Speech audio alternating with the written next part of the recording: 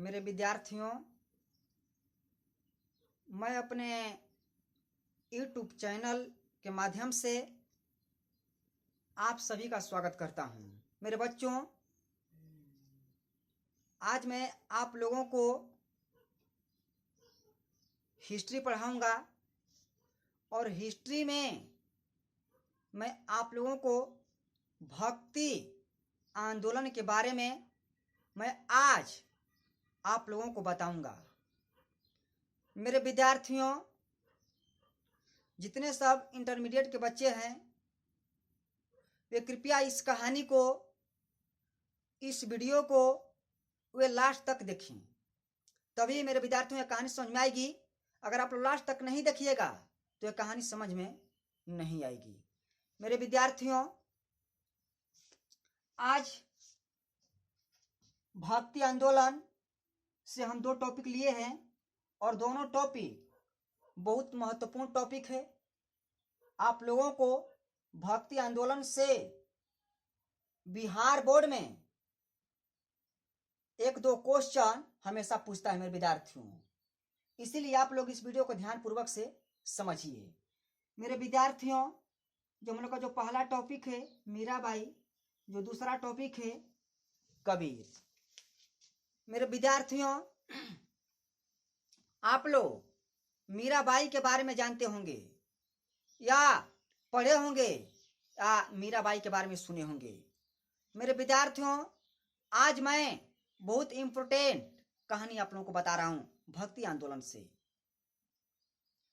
मेरे विद्यार्थियों, मीराबाई का जन्म 1498 ईस्वी में हुआ था। मेरे विद्यार्थियों, मीराबाई का जन्म 1498 ईस्वी में मीराबाई का जन्म हुआ था। मेरे विद्यार्थियों, मीराबाई का जन्म मेड़ता में एक गांव था जिस गांव का नाम था कुसली। मेरे विद्यार्थियों, जिस गांव का नाम था कुसली नामक ग्राम में, कुसली नामक ग्राम में मेरे विद्यार्थियों मीराबाई का जन्म हुआ था। मेरे विद्यार्थियों, मीराबाई के जो पिताजी थे, तो मीराबाई के पिता का नाम रतन सिंह राठौर। मेरे विद्यार्थियों, रतन सिंह राठौर की पुत्री थी मीराबाई। रतन सिंह राठौर की पुत्री थी मीराबाई। मेरे विद्यार्थियों, मीराबाई भगवान कृष्ण को अपना पति मानती थी, भगवान कृष्ण से प्रेम करती थी। बालपन में ही मीरा भगवान कृष्ण को अपना पति मान चुकी थी मेरे विद्यार्थियों, और भगवान कृष्ण से ही वह प्रेम करती थी। मेरे विद्यार्थियों, रतन सिंह राठौर ने मीराबाई का शादी 1516 ईस्वी में कर दिया। मेरे विद्यार्थियों, मीराबाई का शादी रतन सिंह राठौर ने 1516 ईस्वी में मीराबाई का शादी कर दिया गया। मेरे विद्यार्थियों, मीराबाई का शादी राणा संगा का श्रेष्ठ पुत्र जिसका नाम था भोजराज। क्या नाम था मेरे विद्यार्थियों? राणा संगा का जो श्रेष्ठ पुत्र था जिसका नाम था भोजराज। भोजराज से मीरा का विवाह हो गया। मेरे बच्चों, जब मीरा का विवाह हुआ तो कुछ दिनों के बाद असमय पर जो मीरा के जो पति थे जिनका नाम था भोजराज, मेरे विद्यार्थियों, भोजराज का असमय पर निधन हो जाता है। जब असमय पर निधन हो जाता है तो मीरा विधवा बन जाती है। विधवा बन जाती है और विधवा बनकर भगवान कृष्ण के भक्ति और भगवान कृष्ण के प्रेम लीलाओं का गुणगान करने लगती है। मेरे विद्यार्थियों, जो राणा संगा का जो छोटा पुत्र था जिसका नाम था विक्रमादित्य, जब विक्रमादित्य ने 1531 ईस्वी में उन्होंने राजगद्दी पर बैठ गया। जब राजगद्दी पर बैठ गया तो मेरे विद्यार्थियों, वह मीराबाई को विष देकर मारने का प्रयत्न किया। जब 1531 में मेरे विद्यार्थियों विक्रमादित्य ने जब राजगद्दी पर बैठ गया तो मीराबाई को विष देकर मारने का प्रयत्न किया, कोशिश किया। मेरे विद्यार्थियों, कहा जाता है जा कोरा के साइया मार सके ना कोई। मेरे विद्यार्थियों, जिसको ईश्वर नहीं मार सकते हैं तो इस दुनिया में मनुष्य किसी को क्या मारेगा। खुद मीरा का रखवाले कर रहे थे भगवान कृष्ण। तो जिस पर भगवान कृष्ण का कृपा हो, दृष्टि हो, उस व्यक्ति को इस संसार में कौन मार सकता है? कोई नहीं मार सकता है। मेरे विद्यार्थियों, वहां से मीरा चित्तौड़ को छोड़कर वह मेड़ता अपने चाचा ब्रह्मदेव के पास चली जाते हैं। मेरे विद्यार्थियों, जब विक्रमादित्य ने जब मीरा को विष देकर मारने का कोशिश किया तो मीरा चित्तौड़ को छोड़कर वह मेड़ता के शासक अपने चाचा ब्रह्मदेव के पास चली जाती है और जाकर कुछ दिनों तक वहां अपने समय को गुजारती है, समय को बिताती है। तो फिर क्या हुआ मेरे विद्यार्थियों कि जोधपुर के राजा मालदेव ने मेड़ता पर चढ़ाई कर दिए। जब मेड़ता पर जब चढ़ाई कर दिए मेरे विद्यार्थियों, तो वहीं मीरा मेड़ता को छोड़कर वह द्वारका चली जाती है। मेरे विद्यार्थियों, वह द्वारका जाकर साधु संतों के साथ भक्ति करने लगती है। साधु संतों के साथ रहकर भगवान कृष्ण के प्रेम लीलाओं का गुणगान करती है। मेरे विद्यार्थियों, मीरा के गुरु रविदास थे। रविदास मीरा के गुरु थे। मीरा भी किसी से जाति पाति भेदभाव इत्यादि सब नहीं मानती है। मेरे विद्यार्थियों, भक्ति एक ऐसा चीज है कि इस भक्ति में न जाति, न भेद, न भाव इत्यादि ये सब नहीं माना जाता है। भक्ति में तो सिर्फ एक प्रेम की स्नेह होती है कि जिससे मनुष्य अपना भक्ति करता है, श्रद्धा करता है। मेरे विद्यार्थियों, वही मीरा जब द्वारिका चली जाती है तो द्वारिका जाकर भगवान कृष्ण के प्रेम लीलाओं का गुणगान करती है। मेरे विद्यार्थियों, हाथ में सरंगी ले लेती है और सरंगी लेकर वे घूम घूम कर भगवान कृष्ण के प्रेम लीलाओं का गुणगान करती है और सबको भगवान कृष्ण की प्रेम लीलाओं को सुनाती है। मेरे विद्यार्थियों, कहा जाता है कैसी लागी लगन मीरा हो गई मगन, ये तो कृष्ण दीवानी कहलाने लगी। मेरे विद्यार्थियों, कहा जाता है कि तीर्थ स्थल पर ये सब गाया जाता है कि कैसी लागी लगन मीरा हो गई मगन, वो तो कृष्ण दीवानी कहलाने लगी। मेरे विद्यार्थियों, मीरा के अंदर एक भक्ति का ऐसा भावना जगा मेरे विद्यार्थियों कि मीरा इस संसार को भूल गई, इस संसार को त्याग दी और त्याग कर भगवान कृष्ण की प्रेम लीलाओं को, भगवान कृष्ण की गुणगान करती रहती है। मेरे विद्यार्थियों, वो कभी थकती नहीं है। दिन रात भगवान कृष्ण को याद करती रहती है और भगवान कृष्ण के भक्ति प्रेम लीलाओं को वे गाती रहती है।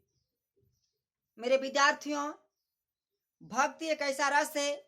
मैं आप लोगों को थोड़ा सा एग्जाम्पल में बता रहा हूं। एक बहुत अच्छा इंपोर्टेंट एग्जाम्पल है। जो मैंने आप लोगों को हिंदी के माध्यम से बताया था कि जब मैंने 10 कविता पढ़ा रहा था तब।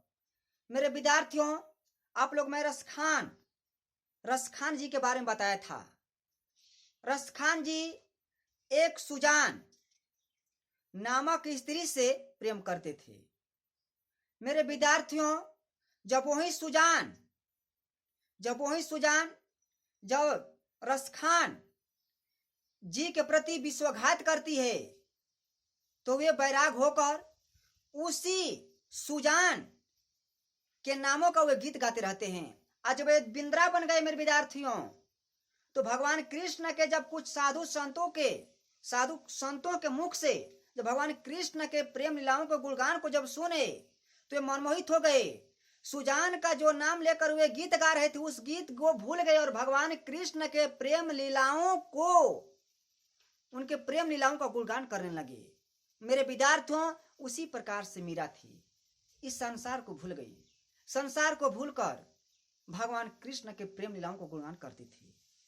मेरे विद्यार्थियों, मीरा खुद कहती थी कि जिसके सिर पर मोर का मुकुट हो, जिसके सिर पर मोर का मुकुट हो वही सो मेरा पति है। जिसके सिर पर मोर का मुकुट हो वही सो मेरा पति सो होई। मेरे विद्यार्थियों, भगवान कृष्ण को मीरा अपना पति मानती थी और पति मानकर इस संसार में भगवान कृष्ण के स्नेहों के प्रति मेरे विद्यार्थियों अपनी जिंदगी को जीती थी, जिंदगी को बिताती थी और इस संसार के मोह माया को त्याग दी। मेरे विद्यार्थियों, इस कहानी से बहुत कुछ सीख मिलती है। कहा जाता है कि मेरे विद्यार्थियों, जब किसी व्यक्ति पर दुख आ जाता है तो उस व्यक्ति को उस परिस्थिति में नहीं घबराना चाहिए। एकाग्रत होकर भगवान पर विश्वास रखकर अपने कामों को करना चाहिए, अपने कामों को करना चाहिए। मेरे विद्यार्थियों, भगवान की कृपा जिस पर बनी रहे उसे कोई नहीं बिगाड़ सकता है। मेरे विद्यार्थियों, मीरा और राधा में अंतर क्या है? राधा भगवान कृष्ण की प्रेमिका थी, मीरा भी तो भगवान कृष्ण की प्रेमिका थी, भगवान कृष्ण को पति मानती थी। अगर दृष्टिकोण से देखा जाए मेरे विद्यार्थियों तो इसमें कुछ भी अंतर नहीं है, कुछ भी अंतर नहीं है, क्योंकि जितना मतवाली राधा थी उतना ही मतवाली मीरा भी थी। मेरे विद्यार्थियों, मैं आप लोगों को दूसरा टॉपिक बता रहा हूं कबीर के बारे में। मेरे विद्यार्थियों, कबीर का जन्म 1425 ईस्वी में हुआ था। मेरे बच्चों, कबीर का जन्म 1425 ईस्वी में हुआ था। कहा जाता है कि कबीर का जन्म एक विधवा ब्राह्मणी के गर्भ से कबीर का जन्म हुआ था। एक विधवा ब्राह्मणी के गर्भ से कबीर का जन्म हुआ था। मेरे विद्यार्थियों, लोग लाज के चलते से ब्राह्मणी औरत ने कबीर को वाराणसी में, क्या हुआ मेरे विद्यार्थियों, कि जो कबीर का जन्म हुआ था, जिस औरत के गर्भ से विधवा ब्राह्मणी के गर्भ से कबीर का जन्म हुआ था, वह अपने लोग लाज को बचाने के लिए वह कबीर को वाराणसी में लहर तारा के पास एक तालाब था, उसी तालाब के पास कबीर को छोड़ देती है।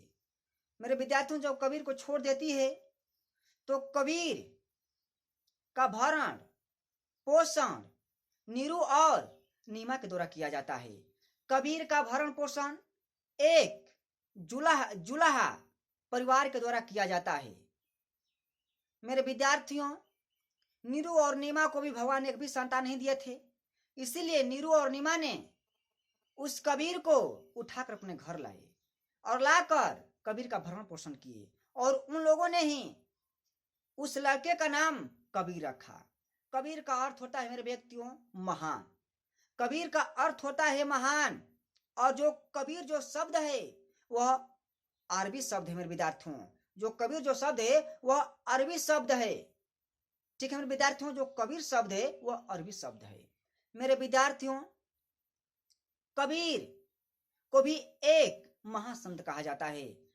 कबीर भी भेद भाव जाति पाति को ये नहीं मानते थे।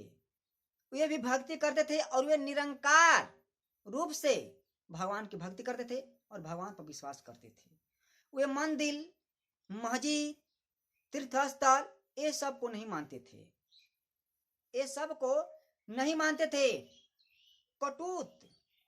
कटु विद्रोह किए। यानी कहे का मतलब मेरे विद्यार्थियों ये हुआ कि न वे मंदिर, न मस्जिद, न तीर्थस्थल ये सब को नहीं मानते थे।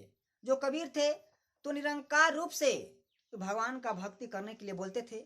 सही कहा जाता है मेरे विद्यार्थियों कि आज तो कोई भी भगवान को पाया तो न पूजा पाठ कर कर वे नहीं पाया। भगवान को पाया तो सच्चे मन से पाया, कि जो मन से तन से भगवान का सेवा करता है, भगवान का भक्ति करता है, उसी को भगवान की प्राप्ति होती है। मेरे विद्यार्थियों, जो कबीर थे तो कबीर एक महान संत थे। आप लोग जानते हैं कबीर का जो अमृत वाणी आप लोग सुनते हैं कि जो कबीर का जो अमृत वाणी है, उस अमृत वाणी से मनुष्यों को बहुत कुछ सीख मिलती है। मेरे विद्यार्थियों, कबीर जी कहते हैं कि अगर द्वार पर कोई साधु संत आए तो उस साधु संत से जात पात भेदभाव मत पूछो। अगर वह ज्ञानी है तो उससे ज्ञान ले लो, बाकी किसी से जात भेदभाव इत्यादि मत पूछो। मेरे विद्यार्थियों, कबीर जी कहते हैं कि वाणी शब्द वचन ऐसा बोलो कि तुम्हारे शब्द से सुनने वाला मनमोहित हो जाए, सुनने वाला मनमोहित हो जाए और वो भी शीतल हो जाए और तुम भी शीतल हो जाओ। मेरे विद्यार्थियों, कबीर जी ने छुआछूत पर विद्रोह किया और मेरे विद्यार्थियों, जब कबीर का तो वास्तविक जन्म स्थान माता पिता का नाम नहीं पता चलता है। मेरे विद्यार्थियों, जो आपकी किताब में दिया है उसी किताब के माध्यम से बताया जाता है, आप लोगों को पढ़ाया जाता है। मेरे विद्यार्थियों, जब कबीर जब अछृत हुए तो मेरे विद्यार्थियों, उनकी सिर्फ निशानी का मृत्यु का परिमाण सिर्फ पुष्प था कि जहां से वे अछृत हुए थे। मेरे विद्यार्थियों, मैं आप लोगों को कहानी बता दिया, सुना दिया। अगर मेरे विद्यार्थियों, अगर यह मेरी कहानी आप लोगों को अगर अच्छी लगी हो तो कृपया आप लोग लाइक करना मत भूलिएगा और मेरे चैनल को सब्सक्राइब अवश्य कीजिएगा। अगर मेरा विद्यार्थियों, अगर कहानी आप लोगों को समझ में अगर नहीं आई होगी तो कृपया आप लोग मुझे लाइक मत कीजिएगा, बाकी मेरे विद्यार्थियों आप लोग कमेंट करना मत भूलिएगा। मेरे विद्यार्थियों, मैं पुनः आप लोगों से मैं अगले वीडियो में मिलूंगा। धन्यवाद।